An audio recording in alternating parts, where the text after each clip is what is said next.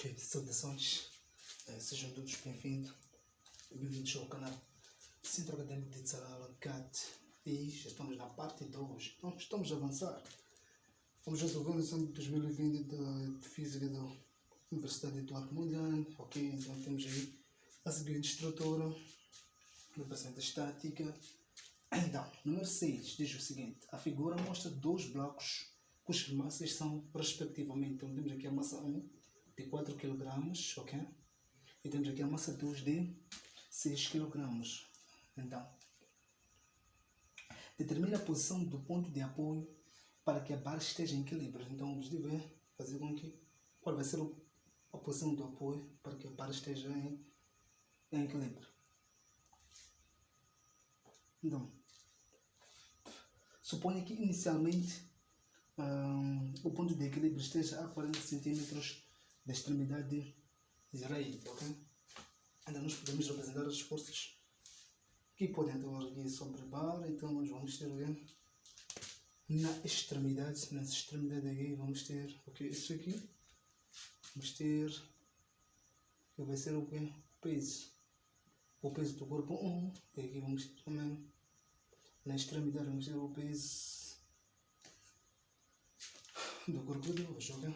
Agora também, uma vez que esta barra vai exercer uma determinada força sobre o apoio, então este por sua vez vai reagir então lei da ação de Newton e vai aplicar uma força de mesmo módulo, mas de sentido contrário, ok? Então chamada reação normal, ok?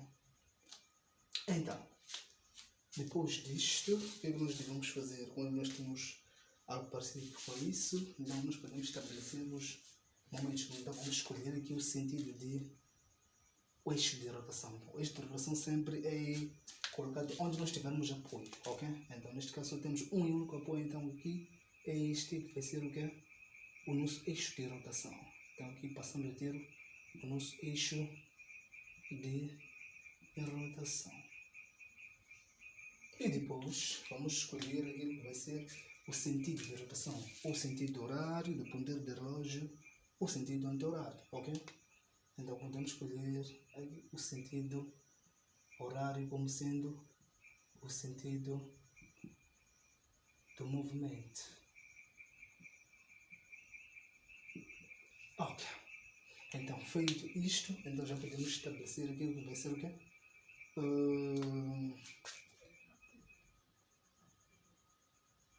Lei dos momentos, então deve ser igual a somatório dos momentos deve ser igual a 0. Então o sentido escolhido como sendo sentido positivo, o sentido horário, ok? Então por exemplo, este vai ser o nosso eixo de rotação. Então percebe-se que o momento da força, peso 2 coincide com aquilo que é o nosso sentido de rotação escolhido. Então vai ser positivo. Então temos aqui o momento do peso 2 sendo positivo, enquanto que o peso do corpo 1 não coincide com o sentido de rotação escolhido, ok? E por essa razão vai ser negativo. Então temos aqui o momento do peso 1 negativo, então isso deve ser igual a 0. Agora, o momento de uma força. Então, o momento de uma força é ser igual a quê? A força vezes o quê? A distância. Okay? A distância de onde é aplicada a força até o eixo de rotação. Então, temos aqui o momento do peso 2. Então, vamos ter aqui peso 2 vezes a distância do peso 2 até ao eixo de rotação, que é de 40 cm. Okay? Então, podemos ter aqui 40 cm. Então, isso pode ser igual ao momento do peso 1. Então, peso 1 vai ser o quê? Peso 1 vezes a distância do ponto de aplicação do peso 1 até o eixo de rotação. Então, aqui é x. Esse aqui é o nosso objetivo. Então, peso. Então, sabe-se que peso vai ser o quê? Massa vezes aceleração de gravidade. Então, aqui, peso 2 vai ser o quê? Massa 2 vezes aceleração de gravidade. Aqui vai ser o quê? 40 Então, peso 1 vai ser o quê? Massa do corpo 1 vezes também a aceleração de gravidade, isso, vezes x. Aceleração de gravidade com aceleração de gravidade, então podemos simplificar. E, tendo quantidade de massa 2, aqui temos 6 vezes o que é 40. Isso vai ser a massa do corpo 1, 4 vezes o x, que é o nosso objetivo. Então, passamos a ter aqui 6 vezes 4 vezes 10. Então, esse 4 passa a dividir no primeiro membro. Então, aqui passamos a ter o x. Logo, o x, simplificamos o 4 com 4, então ficamos com 60 centímetros. 60 centímetros é de onde nós devemos colocar o apoio. Então, vamos ter que acrescentar um pouco mais esta barra, de modo que ela esteja em equilíbrio, para podermos colocar o corpo 1. Então, devemos colocar a posição de apoio a 60 centímetros, ok? Então, dando continuidade depois do número 6, vamos ir para o número 7. Eu vou ler o número 7. Então, vamos ver isso. O que é que temos aí no número 7? Então, número 7, o que é que temos? Temos algo parecido com esta figura. Então, vamos prestar muita atenção. Isso aqui trata-se de dinâmica.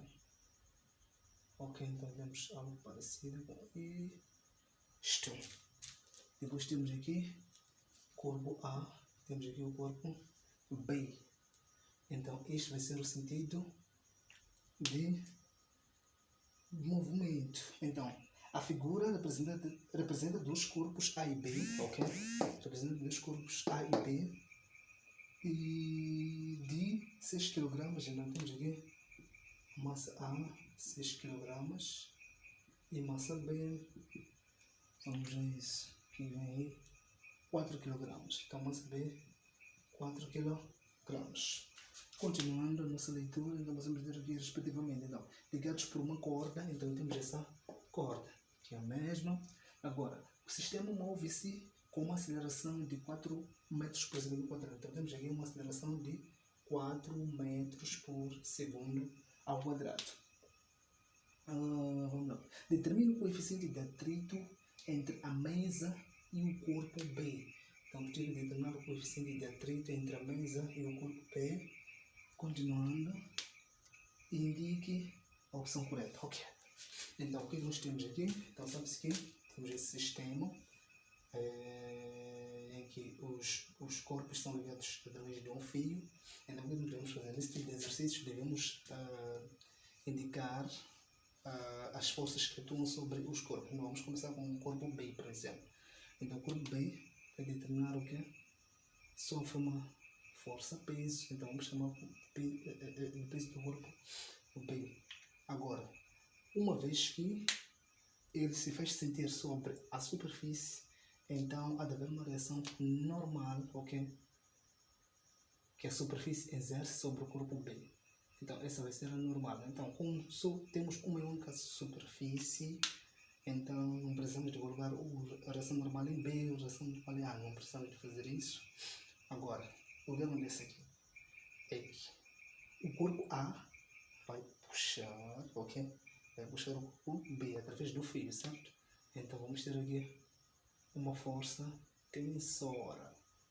Então, porque há de haver movimento, ok? No sentido à direita, então há de haver forças contrárias a este movimento.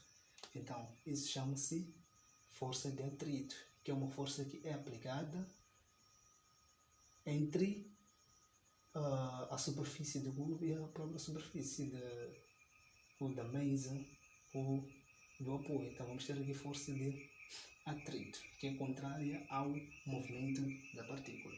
Depois temos esse corpo suspenso, que vai sofrer aquilo que é a força peso. Então, vamos chamar aqui peso de A. E por sua vez pode ser puxado pelo fio, ok? Ou através do corpo B. Então, vamos ter aqui uma força tensora. Eu coloco T porque o fio é o mesmo. Então, em X não temos nenhuma força, então vamos colocar aqui os eixos. Então, temos aqui para o primeiro caso, vamos ter o eixo X e vamos ter o eixo Y. Então vamos ter que invadir um bocado esse espaço.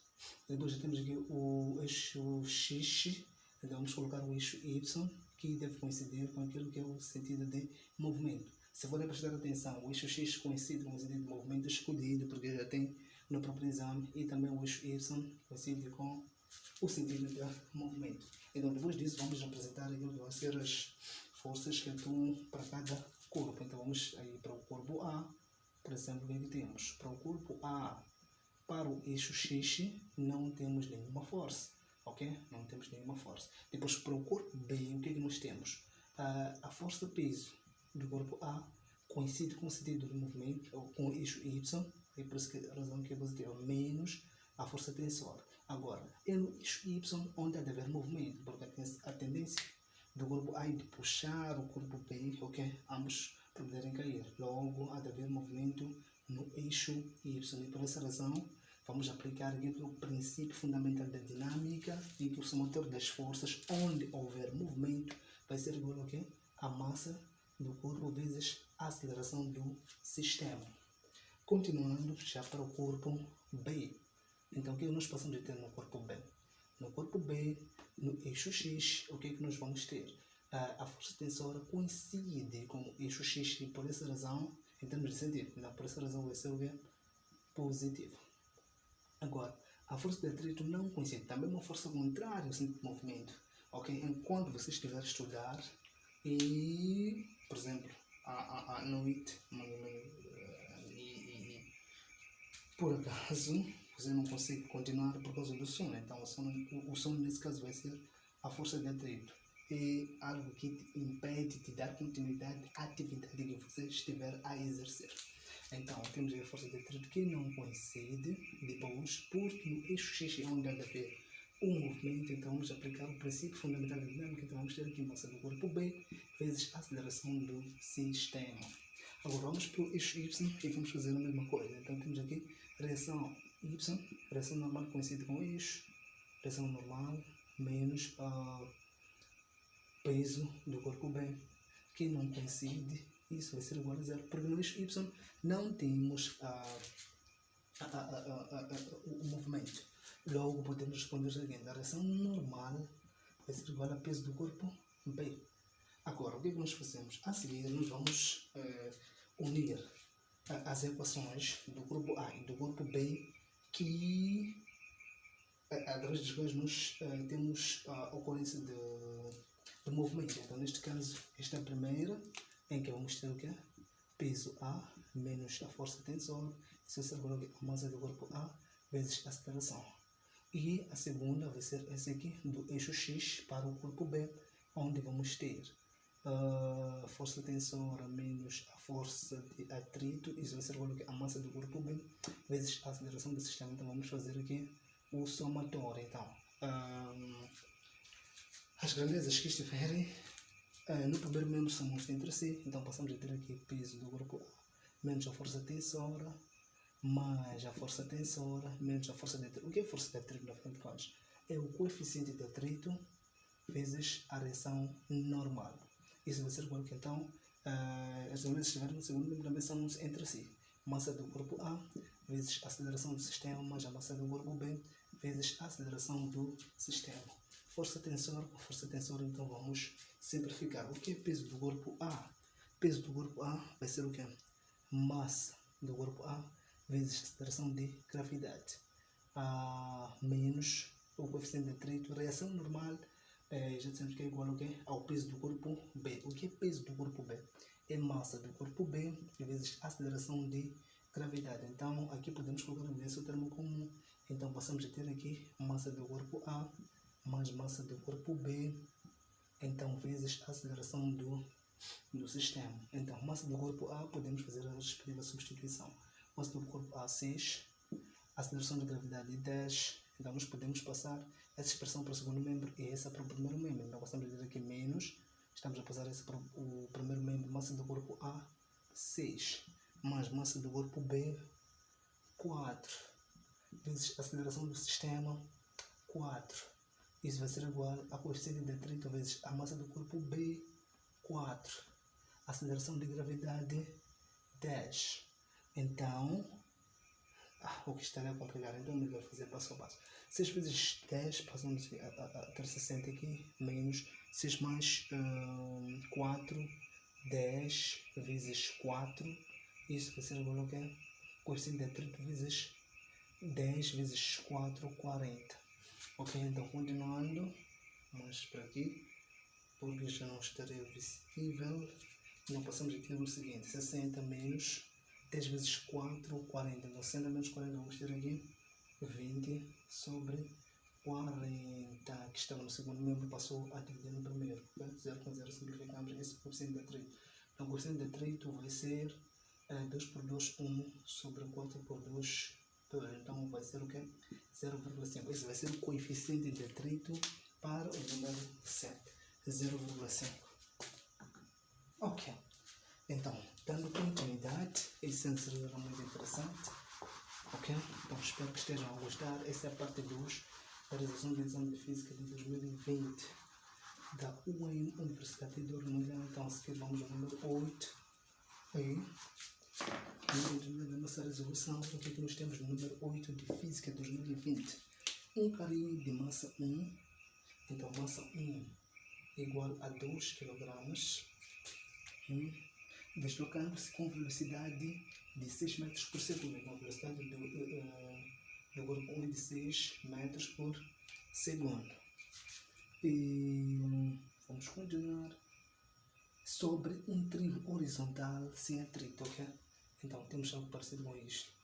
Sem atrito, um trilho horizontal, então desloca-se com uma certa velocidade 1. Este vai ser o quê? O corpo com massa 1. Vamos a isso. Colide com um outro carinho de massa 2, ok? Então temos aqui um outro carinho com massa 2. Então, massa 2 de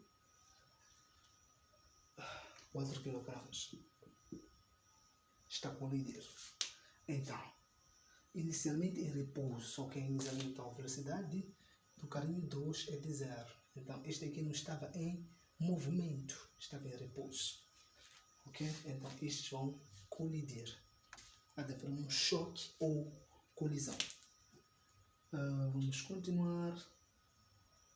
Inicialmente em repouso sobre o trilho. Agora, após a colisão, os dois carinhos se deslocam ligados um ao outro sobre esse mesmo trilho, ok?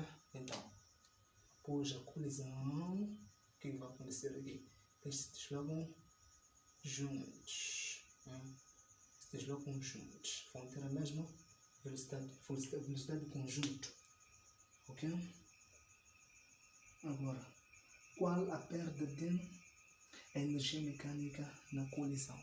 Então, aqui trata-se de choques ou colisão, é um choque perfeitamente inelástico, os dois passam a caminhar juntos após a colisão, não é a colisão elástica. Então, como é que nós resolvemos esse tipo de casos? Primeiro, nós temos que perceber que nós precisamos da perda de energia mecânica.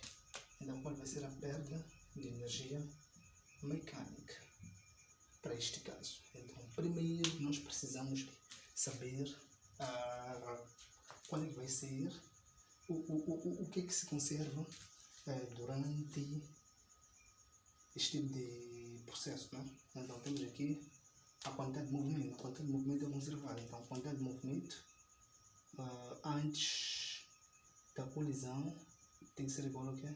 A quantidade de movimento depois da colisão, ok? Então, a quantidade de movimento, aqui temos dois coisas. Temos aqui massa do corpo 1 vezes a velocidade 1, mais o que é a massa do corpo 2. Isso antes da colisão vezes a velocidade do corpo 2. Isso deve ser igual ao que é? Após a colisão, o que acontece? Eles se movem juntos. Então, aqui vamos somar as velocidades, ok? Não, desculpa, vamos somar as massas neste caso e vamos ter aqui a velocidade de conjunto, porque se movem com a mesma velocidade, isso após a colisão.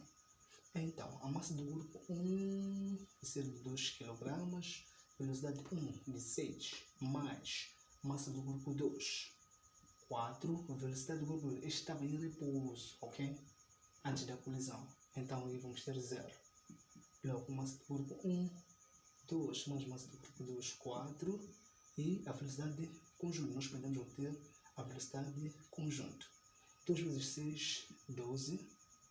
4 vezes 0, obviamente. Então, vamos ter aqui 2 mais 4, 6 vezes a velocidade. Então, 6 passa a dividir no primeiro membro e desta feita podemos determinar a velocidade dos dois após a colisão. Então, 12 sobre 6 vai dar aqui 2 metros por segundo, ok? Então, depois disso, uma vez que o nosso objetivo é determinar a perda de energia, então vamos ter aqui o que é que não se conserva. O que não se conserva é a energia cinética, ok? Então, o que nós vamos fazer aqui, vamos dizer o que? Energia cinética antes da colisão, ok? Já sabemos que, para este caso aqui, vamos ter o que? Massa do corpo 1 vezes velocidade 1 ao quadrado sobre 2. Não vamos incluir a massa do corpo 2 porque estava em repouso e por onde teremos 0 ao quadrado vezes m1 sobre m2 sobre, então isso vai dar 0. Então não vamos incluir aqui na expressão de energia cinética. Então massa do corpo 1, 2, velocidade 1, 6 ao quadrado sobre 2, 2 com 2 podemos simplificar, ficamos ali com 36 joules, ok? 36 joules. Então essa energia cinética antes de haver com a colisão. Vamos à energia cinética depois da colisão. Então vamos à energia cinética depois da colisão. Passamos a ter aqui esses se foram juntos. Então vamos ter aqui massa 1 mais massa 2 sobre a velocidade do conjunto ao quadrado, que é que vamos determinar através do princípio de conservação da quantidade de movimento.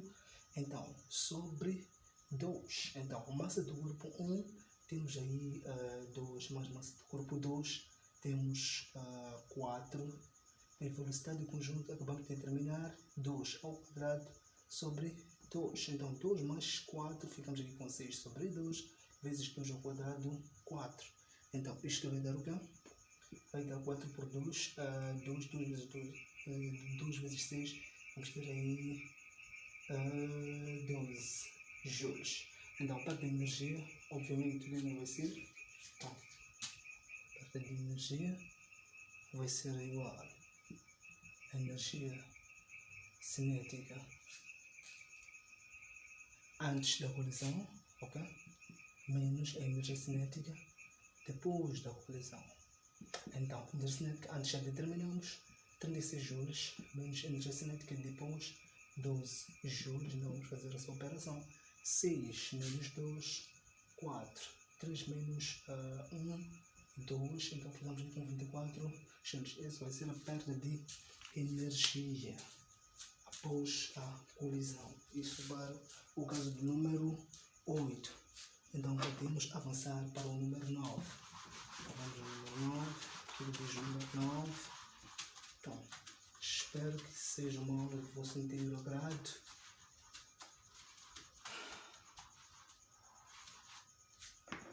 Então, vamos ao número 9 e ver o que é que diz. Número 9. Um jogador chuta. Um jogador chuta uma bola de 0,5 kg. Então, temos aí uma bola. Então, a massa da bola é de 0,5 kg. A bola está parada, então a velocidade no início vai ser 0. Está parado inicialmente, ok?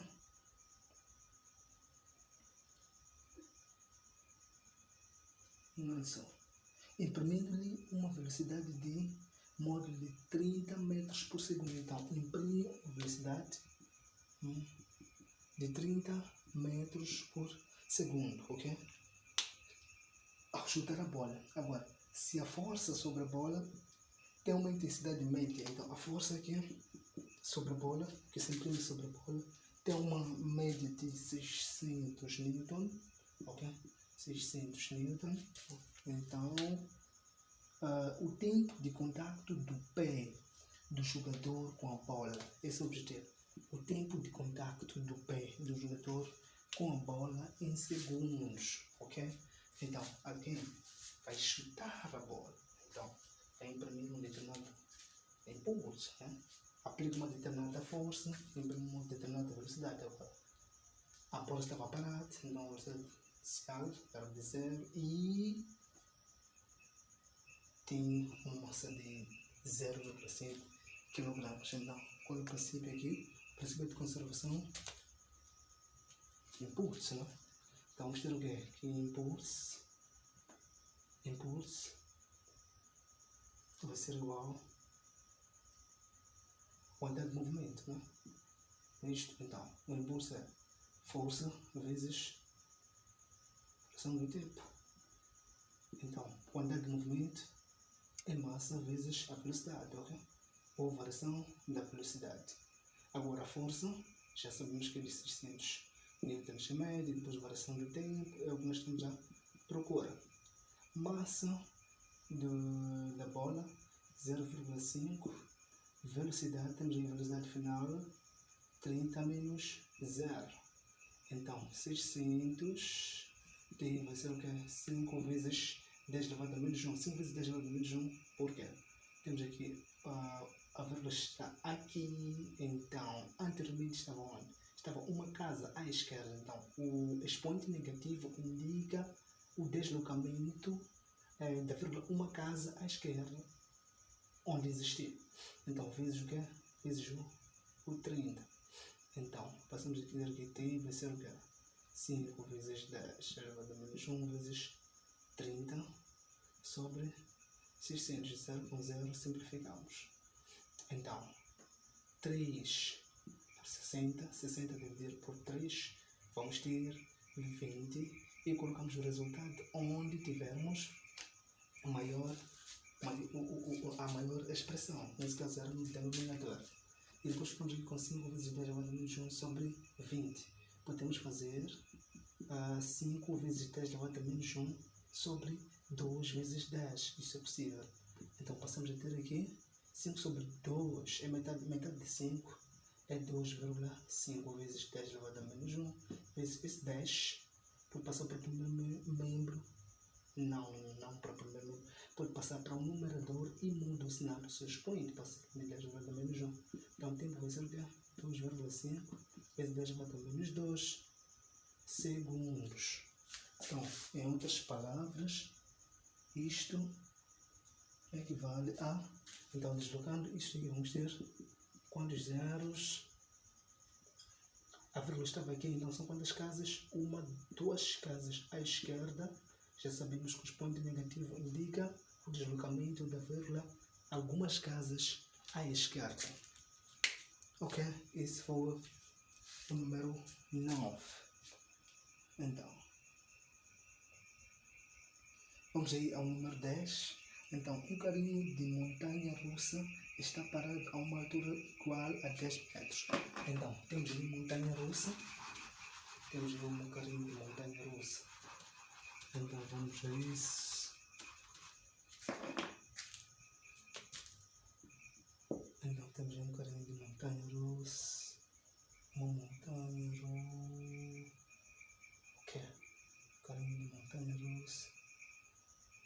Algo parecido com este. Opa, não passou onde devia passar. Mas podemos colocar mais ou menos. Ok, é compreensível. Ok, isso aqui é compreensível. A gente pode continuar e dar as voltas, quantas voltas forem necessárias. Então temos aqui o 10 metros, ok? Então aqui temos o carrinho. Está no topo da montanha-russa. 10 metros em relação ao sul, ok? Então isto vai ser o sul. Temos 10 metros em relação ao sul. Está aqui o carrinho da montanha-russa. E calcula aproximadamente a velocidade do carrinho nas unidades do sistema internacional ao passar pelo ponto mais baixo. Então temos aqui o ponto mais baixo. Nosso objetivo é determinar a velocidade neste ponto, ok? E despreza a resistência do ar e a força de atrito. Agora, considere massa igual a 200 kg. Então temos a massa do carrinho de 200 kg e a aceleração de gravidade de 10 metros por segundo ao quadrado. Então, o que nós precisamos perceber aqui, podemos chamar este ponto máximo da montanha-russa de um ponto A, e este ponto que é o ponto mais baixo por onde a montanha-russa pode passar, o carrinho pode passar, é ponto B, ok? Então, o que nós precisamos fazer aqui é sobre a conservação da energia mecânica. Então, a energia mecânica em A deve ser igual à energia mecânica em B. Agora, no ponto A, o que nós temos? Temos apenas a energia potencial gravitacional. Nós só temos a energia potencial gravitacional. Não temos energia cinética porque a velocidade ainda é igual a zero. Então, isso vai ser igual a quê? No ponto mais baixo, a altura é igual a zero. E por conta disso, não temos energia potencial gravitacional. Mas temos o que? A energia cinética. Pois temos o que? A velocidade máxima, quando passa pelo ponto mais baixo. Logo, já sabemos que a energia potencial gravitacional, massa vezes função de gravidade vezes a altura, isso é igual ao que? Energia cinética é massa vezes velocidade ao quadrado sobre 2. Esse é o nosso objetivo. Massa com massa podemos simplificar. A aceleração de gravidade, 10. A altura, 10. Esse 2 pode passar a multiplicar. Ok? Isso vai ser igual a velocidade ao quadrado. Então, podemos dizer que a velocidade vai ser igual a quê? Expoente 2, então pode passar para o índice 2. Depois temos 2 vezes 0 vezes 0, então passamos a ter aqui 2 vezes 100. Então, raiz quadrada de 100, a velocidade vai ser o quê? Raiz quadrada de 100, isso vai dar 10 vezes raiz quadrada de 2. Raiz quadrada de 2 deve ser 1,3 aproximadamente, não 1,3. Então, temos aqui a velocidade vai ser o quê? 10 vezes 1,3. Aproximadamente quase a 1,4, deve ser 1,34, deve ser algo parecido com isso. Então passamos a ter aqui 10 vezes 1,33, então vamos ter aqui 13 metros por segundo.